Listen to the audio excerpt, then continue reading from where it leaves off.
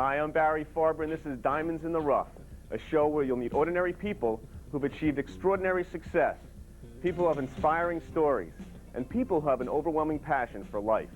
My guest tonight made people laugh when he was handpicked by Rosie O'Donnell to succeed her as host of VH1's Stand-Up Spotlight. He's opened for entertainers like Julio Iglesias, Frank Sinatra, and Cher, and has film credits that include Indecent Proposal, Hero in Car 54, Where Are You? Comedian Bobby Collins is here to tell us how comedy helped him get through life.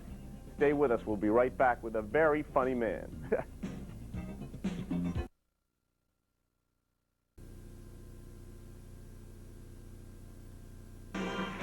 Let's all dance white.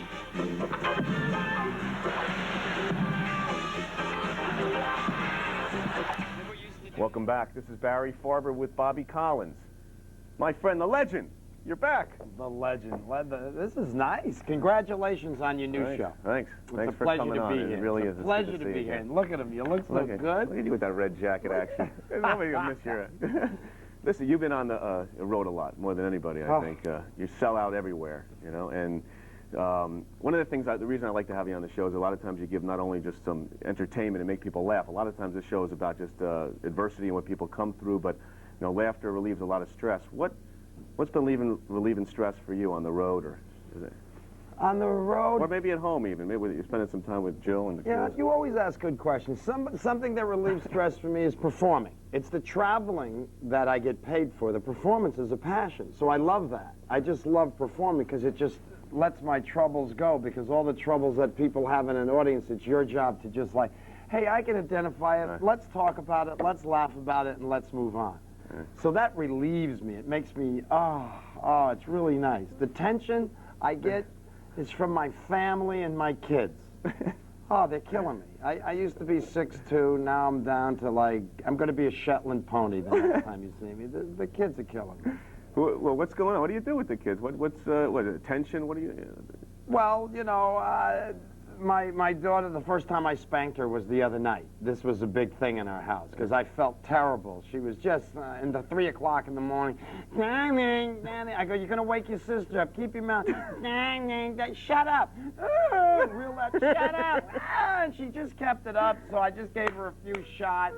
I felt terrible. She cried. You're the meanest person in the world. She stomped off. I'm lying in bed, feeling terrible. I had to have a quick prayer with God. I said, God, I really feel bad about this. I don't want to ever hit anyone. I don't want to raise my voice. That's not my job in life. And wouldn't you know it, after I finished asking God for some help, there was a little tug on me, and my daughter's standing there with these big almond-shaped eyes, and she said, I'm sorry, Daddy. I would thank you, God.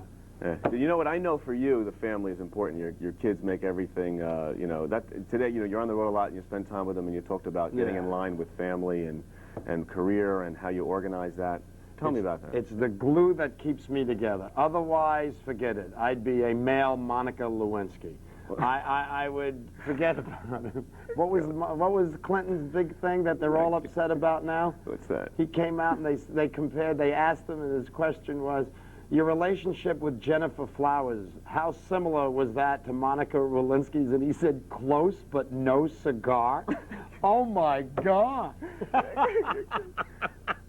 Cut it out. Tell me about what adversities you've had.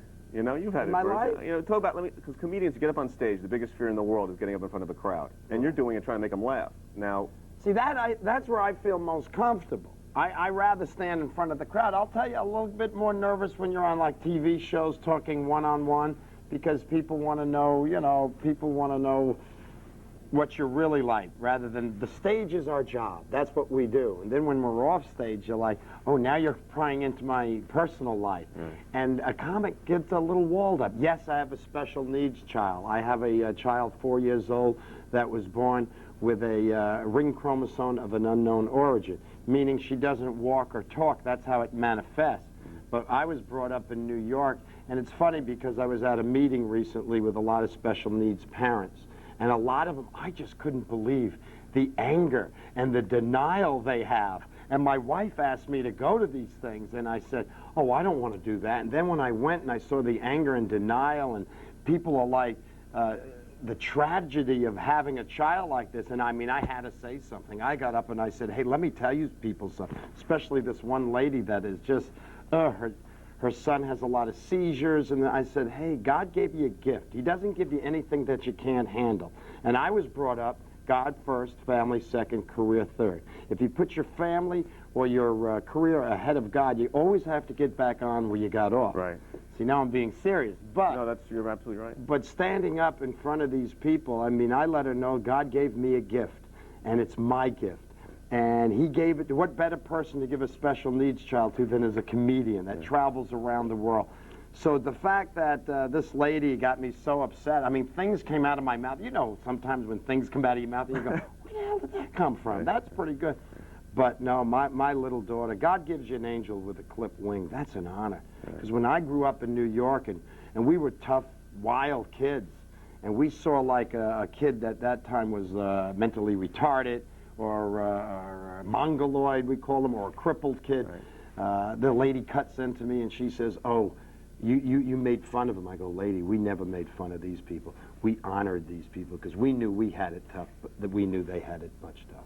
Yeah, it's interesting. Here, I want you to know, this gentleman right here, first of all, you are on target. A lot of people get on stage and they got egos that are too big, and then when they get off stage, they're not a real person, you know? Right. And you say, who is this person now? And that's one reason why we've been friends for a while, and my wife loves you, and this guy makes people laugh like you've never seen before. You do have a gift.